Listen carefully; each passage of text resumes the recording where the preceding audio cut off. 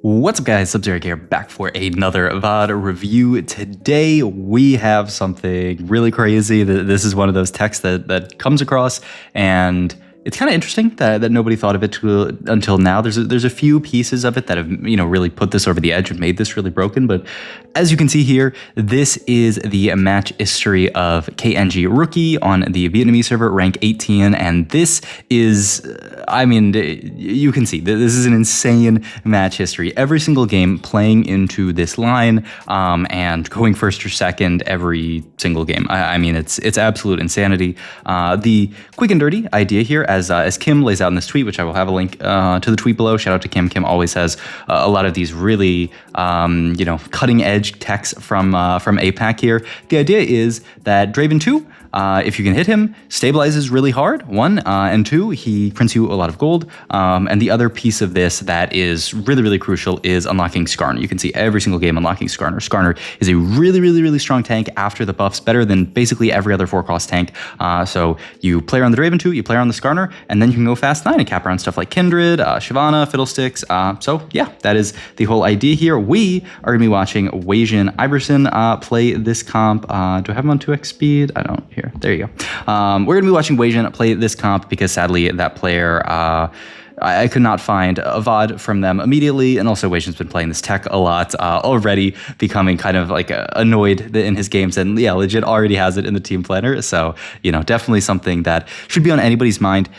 When you start with the Draven, or even when you don't start with the Draven, right? Obviously, we start with the Draven here, so we have a very nice line into it. But even if you don't start with the Draven, you can just do this kind of like 3-5 roll down, pick up Draven 2, and this guy is going to be printing an insane amount of gold, right? Every 11 takedowns he prints, and it's really not even 11 takedowns because those double when he actually gets the kill, which a lot of time will be the case if he's your primary itemized carry.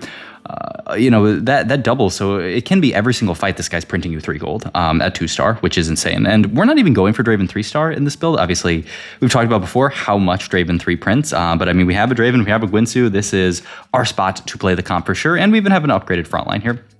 So we're at the way cooking pot spoils of war. I don't think there's anything you really want a cooking pot in this spot. I do think Ishtal Expedition is kind of broken. I think, wow, this is actually probably the spot where you just don't even take it because Spoils of War is just good in this spot. We have a strong opener from Go. This will also allow us to play kind of, really aggressively with our econ, which will be really, really nice. So yeah, we will just play around this 3 quick striker board with just the 2-star Xin Zhao with no traits in as our front line. So kind of a crazy opener here, but it makes sense, and the Spoils of War is going to farm a Econ, and we'll just have to play strongest board this entire stage. This is a comp that you can play from win streak or loss streak. Obviously, the sooner you get Draven in, the sooner you start farming his stacks, the faster you're going to be farming gold there, which is insane there. Okay, that was Spoils gold. I was like, what? How did Draven farm already? But yeah, that was Spoils of War gold. Okay. This guy is just an absolute monster at farming gold. He's also just a really strong mid and early game carry. This is part of the reason why I think this tech exists as well.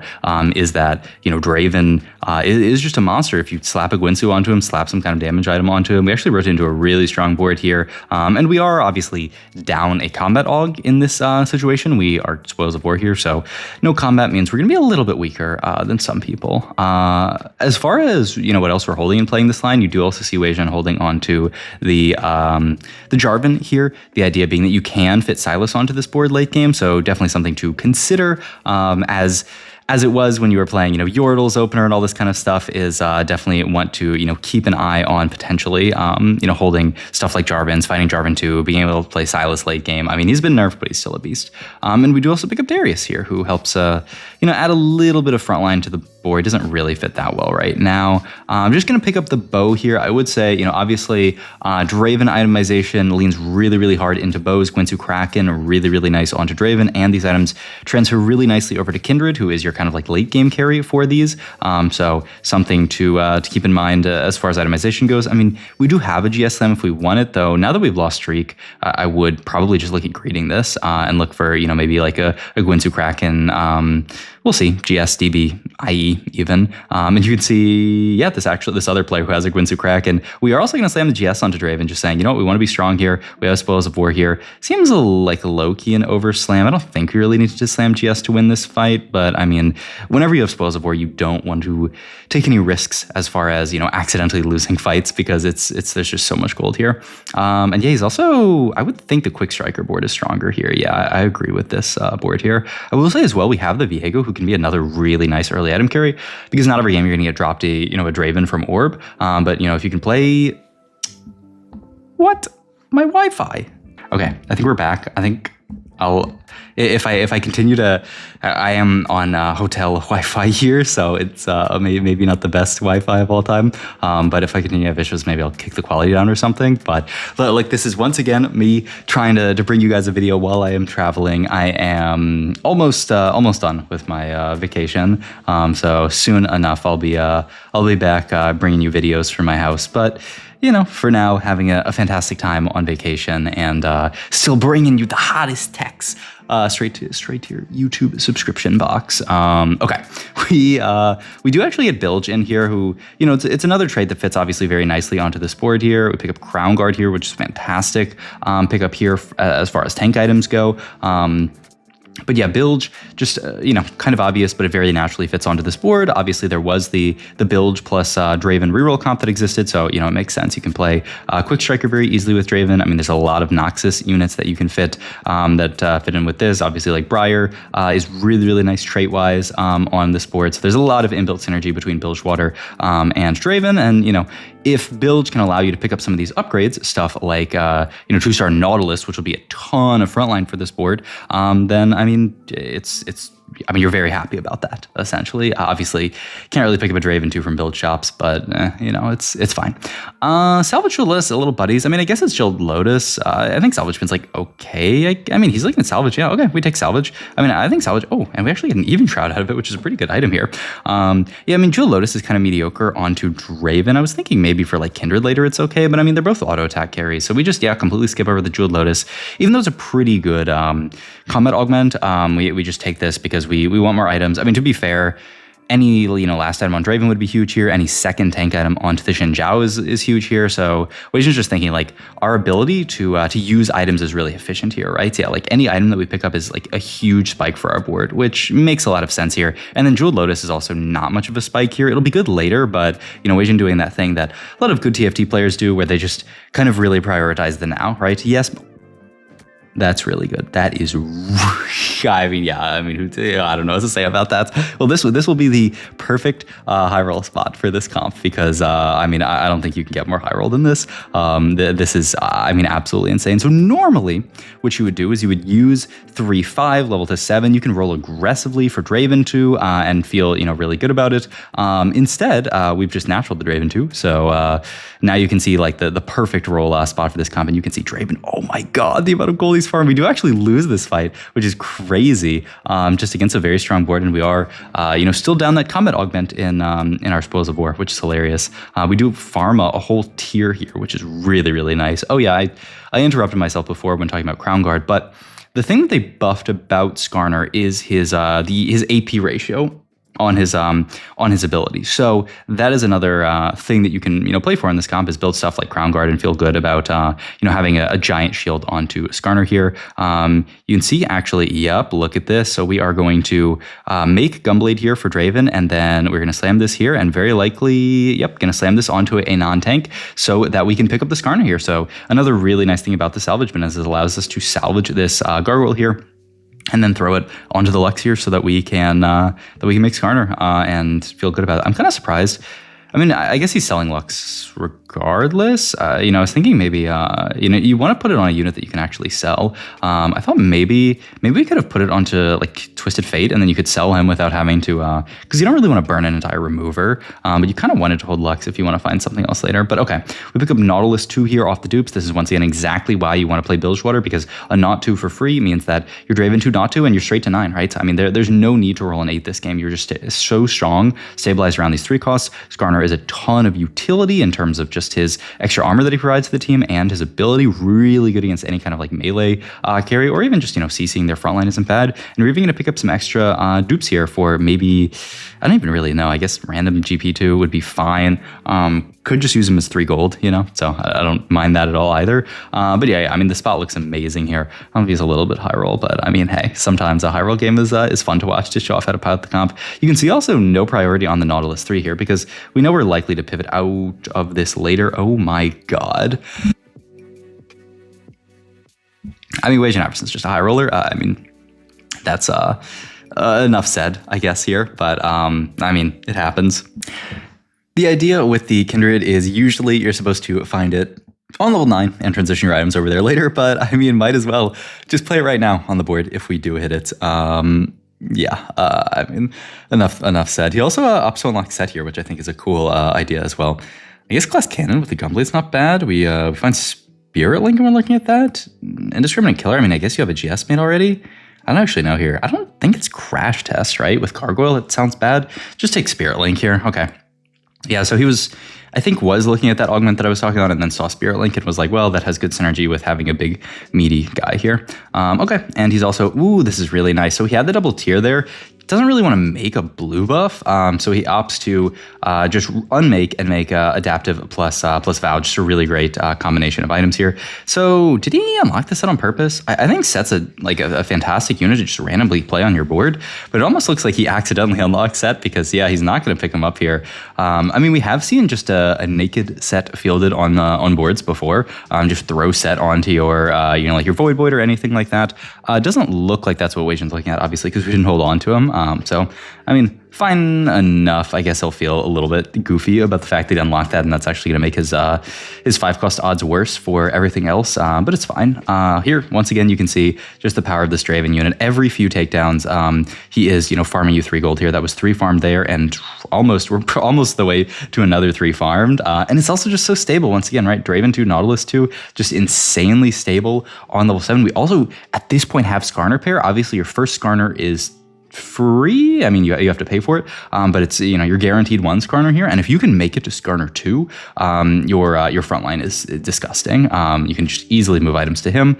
Pick up Cloak here, looking for, what is that, maybe cracking down the line, and boom, there's Skarner 2 as well, just like we were talking about. I mean, Wage just natural everything this game. I mean, what can you say? But I mean, it'll be fun to see how he caps out the comp, considering what he actually wants to play here. I actually would have thought that the Tark was stronger because I don't think Jug really does anything. I mean, maybe not, just because Swain's such a good unit.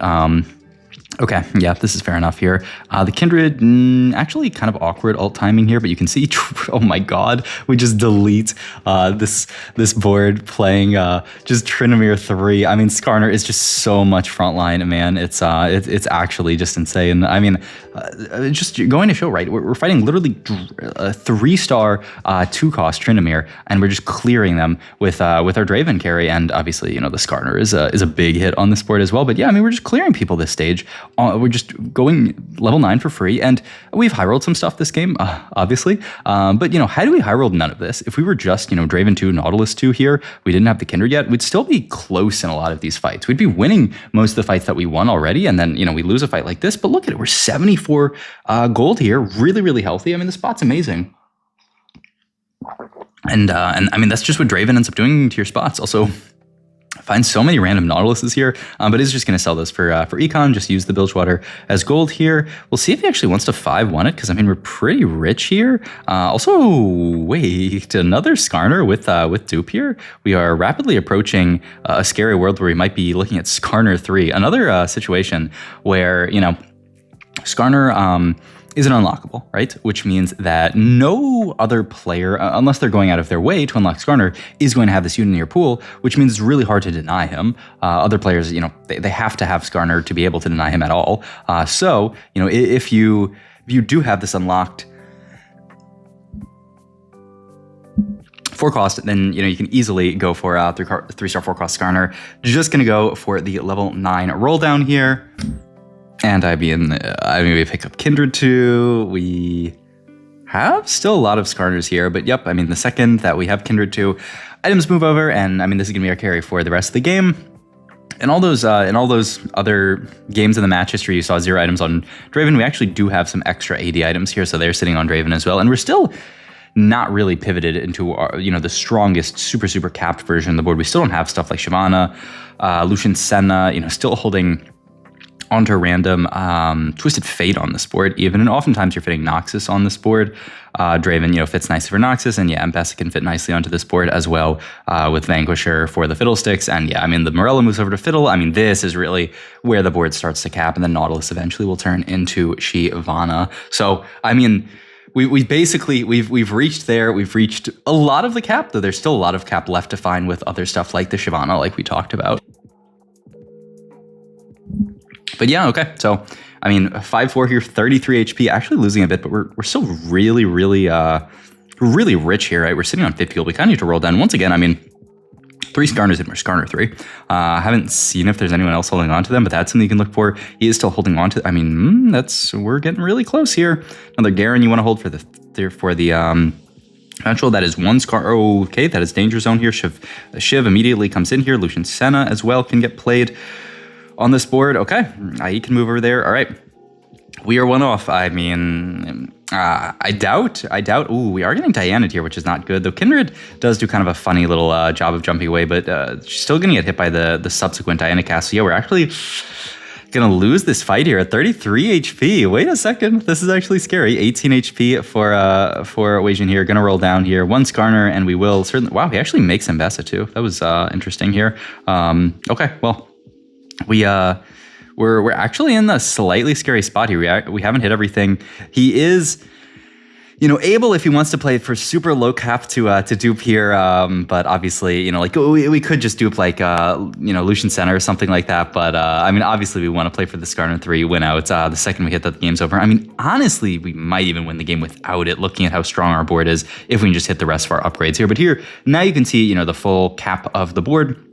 Still a bunch of stuff left to hit with 2 stars like the Fiddlesticks and the Shyvana. So yeah, you can fit this stuff onto the board. You can play Darius on your board if you do end up in that world where you do find Silas to get Defender in. So that's another kind of way that you can cap out here. But I mean, this is a fantastic and kind of standard cap for the board. So let's finish the roll down here. Hopefully find that. I mean, we hit all of our 2 stars here. We do find Shiv here.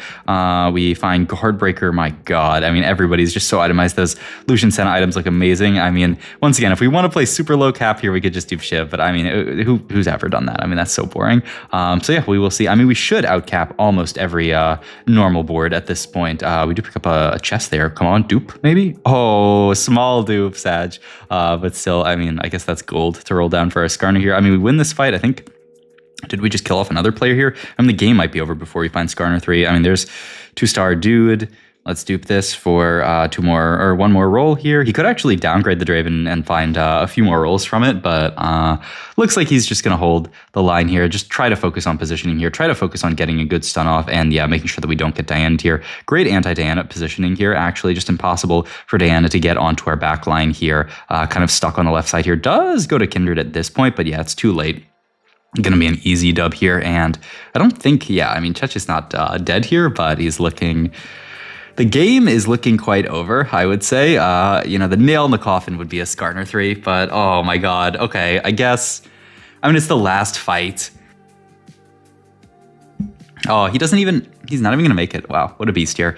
Just saying that we're not going to die here. Maybe we still have time if we in this fight to get Skarner 3, but oh my God. I mean, Kindred and Skarner are just so gross versus Diana. I mean, what can Diana do versus this board once it is fully upgraded, fully capped? I mean, it's just nothing you can do, and it's an easy win for Wage and Iverson. I mean, what a gross comp. Okay. Hope you guys enjoyed this video. If you did, please like, comment, and subscribe. Check out my Twitch, Metafy, on the links down below, and I'll see you guys in the next video. Thanks for watching, as always.